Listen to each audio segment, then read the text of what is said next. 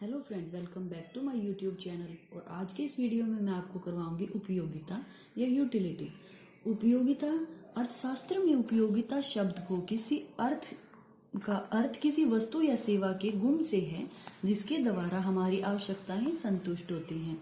उपयोगिता किसे कहेंगे कि कोई भी वस्तु है जो हमारी आवश्यकताओं को पूरा करती है, उससे हमें मतलब जितनी संतुष्टि मिली वो उसकी उपयोगिता कहलाती है। तो किसी वस्तु में आवश्यकता को संतुष्ट करने की शक्ति को उपयोगिता कहा जाता है। कि कोई भी वस्तु है वो हमारी कितनी आवश्यकताओं को पूरा करती है, वो उसकी उपयोगिता कहलाती है। उपयोगिता को गणनावाचक संख्या में मापा जाता है। गणनावाचक संख्या कैसे? जैसे 1, 2, 3, 4, 5 ऐसे इस तरीके से इसको मापा जाता है। ये क्या है? गणनावाचक संख्याएं। इन संख्याओं को यूटिल्स कहते हैं। जिन नंबर में या जिस इकाई से हम उपयोगिता को नापते हैं तो उसको हम क्या कहेंगे? यूटिल्स कहेंगे। यह उपयोगिता की इकाई है। तो देखिए, उपयोगिता की इकाई क्या है? यूटिल्स। यह यूटिलिटी को किस में मापते हैं? यूटिलिटी को यूटिल्स में मापते हैं। उपयोगिता या तुष्टि गुण किसी भी वस्तु का वह गुण है जिससे मनुष्य की किसी न किसी इच्छा की पूर्ति होती है। उपयोगिता किसे कहेंगे? जिससे भी हमारी कोई भी आवश्यकता पूरी होती है उसे हम उपयोगिता कहेंगे। तो देखिए, इन संख्याओं को यूटिल्स या उपयोगिता की इकाई कहा जाता है। इस प्रकार उपयोगिता के 4 यूटिल्स उपयोगिता के 3 यूटिल्स से बड़े होते हैं। जैसे 4 अगर हमें किसी इकाई से उपयोगिता प्राप्त होती है, मतलब हमारा सेटिस्फैक्शन कितना है कि हमें 4 यूटिल्स किसी चीज से सेटिस्फैक्शन मिलता है या उपयोगिता उसकी है, तो वो जो है 4 3 से बड़ा है और 3 जो है वो 2 से बड़ा है। और यहाँ पर क्या है, इस कंडीशन में हमें एक चीज ध्यान रखनी पड़ेगी। यह वह कंडीशन है जिससे हमें पता चलता है कि उपभोक्ता जो है हमारा यह अपेक्षा की जाती है उससे कि जब अपने उपभोग के लिए वह वस्तु को खरीद रहा होता है तो उसे मतलब बताना ही पड़ता है कि उसे कितना उपयोगिता प्राप्त हुई या कितना उसको सेटिस्फैक्शन प्राप्त हुआ। और वो हर चीज के लिए बता नहीं सकता है। जैसे कि अगर मान लीजिए उसने 1 गिलास दूध का लिया है या 1 गिलास उसने लस्सी पी है, तो उससे वो क्या बताएगा कि उसको कितनी संतुष्टि प्राप्त हुई है? 1, 2, 3, 4 कितने में, ऐसे किस तरीके से मापेगा?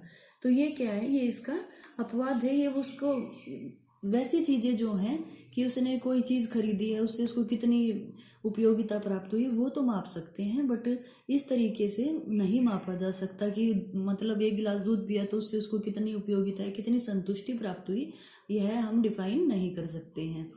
तो आगे देखिए, उपयोगिता के माप। उपयोगिता के माप कितने हैं? 2 तरीके के हैं। कौन कौन से? गणनावाचक दृष्टिकोण से और दूसरा क्रमवाचक दृष्टिकोण से। गणनावाचक कौन सा है? प्रोफेसर मार्शल ने ये दिया है। प्रोफेसर मार्शल क्या बताते हैं? उनका मानना है कि उपयोगिता को मापा जा सकता है कि जो यूटिलिटी है उसको हम नाप सकते हैं। और किस में नाप सकते हैं? उसको हम संख्या में माप सकते हैं, जैसे कि नंबर में, कि 1, 2, 3, 4, 5 ऐसे कि हमें कोई भी हम चीज खरीदते हैं उसको हम इस तरीके से नाप सकते हैं। इसमें उपयोगिता को मापने हेतु हम किस चीज का उपयोगिता को किस तरीके से मापेंगे? मनी से मापेंगे कि भाई हमें कितनी मुद्रा रूपी पैमाने का प्रयोग करेंगे और हम उपयोगिता को माप लेंगे। किस में? गणनावाचक दृष्टिकोण में। किसी वस्तु को लेने के लिए जितनी मात्रा उपभोक्ता द्वारा दी जाए वह उस वस्तु की उपयोगिता की माप होगी। कि कोई उपभोक्ता जितनी वस्तु खरीदना चाहता है उसके बदले में वो कितना पे करता है, कितनी मनी देने के लिए वो तैयार है, उसको हम क्या कहेंगे? उसकी उपयोगिता कहेंगे। एक एग्जाम्पल देखते हैं। यदि रमा एक पेन खरीदने के लिए 10 रुपये खर्च करने को तैयार है तो रमा के लिए पेन की उपयोगिता 10 यूटिल्स होगी। कि एक चीज के लिए हम कितना जो मनी है उसको पे करने के लिए तैयार हैं, मान लीजिए 10 रुपये, 20 रुपये, तो वो जितना भी है वो क्या होगा? वो उपयोगिता कहलाएगा। और उसको यूटिल्स में माप देंगे कि भाई इसकी उपयोगिता कितनी है? 10 यूटिल्स है। अभी देखिए क्रमवाचक दृष्टिकोण। क्रमवाचक दृष्टिकोण क्या है? देखिए, क्रमवाचक में क्या है कि आगे जाके इसकी पहले वाले की जो गणनावाचक दृष्टिकोण है इसको क्रिटिसाइज किया है कि इन्होंने, प्रोफेसर हिक्स ने, प्रोफेसर पेरेटो ने, इन्होंने इसको क्रिटिसाइज किया कि भाई जो कोई भी चीज है उसको हम इस तरीके से नहीं नाप सकते कि उसको नंबर दे के हम नाप सके कि 1 2 3 4 ऐसे नहीं नाप सकते। तो उसको हम किस तरीके से माप सकते हैं, उसको हम क्रम दे सकते हैं, उसको एक हम सीक्वेंस में बता सकते हैं कि इस चीज से हमें इतनी उपयोगिता प्राप्त हुई, इससे हमें इतनी प्राप्त हुई, वो हम इस तरीके से डिफाइन कर सकते हैं। तो देखिए, प्रोफेसर हिग्स, पेरेटो, एलन आदि के विचार से उपयोगिता की गणनावाचक माप संभव नहीं है, परंतु उपयोगिता की तुलना करके इन्हें क्रमानुसार स्थान दिया जा सकता है। हर चीज को हम नंबर में डिफाइन नहीं कर सकते कि भाई इस चीज से हमें इतनी यूटिलिटी प्राप्त हुई, तो उसको हम क्या करेंगे, दो जो वस्तुएं होंगी उनको हम नंबर दे देंगे, उनकी तुलना करेंगे कि भाई ये चीज है, ये उसको किसी उपभोक्ता को ज्यादा अच्छी लग रही है और जो दूसरी है वो कम अच्छी लग रही है। तो जब इनको हम क्रम में बता देंगे कि पहली का क्या है, प्रथम मतलब सीक्वेंस ये आया है, दूसरे का ये आया है, तो इस तरीके से क्रम उनको प्रदान कर देंगे।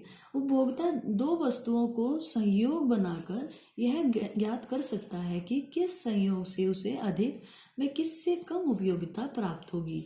इसमें वस्तुओं का क्रम निर्धारण करके यह भी ज्ञात किया जा सकता है कि उपभोक्ता किस वस्तु को प्राथमिकता देगा।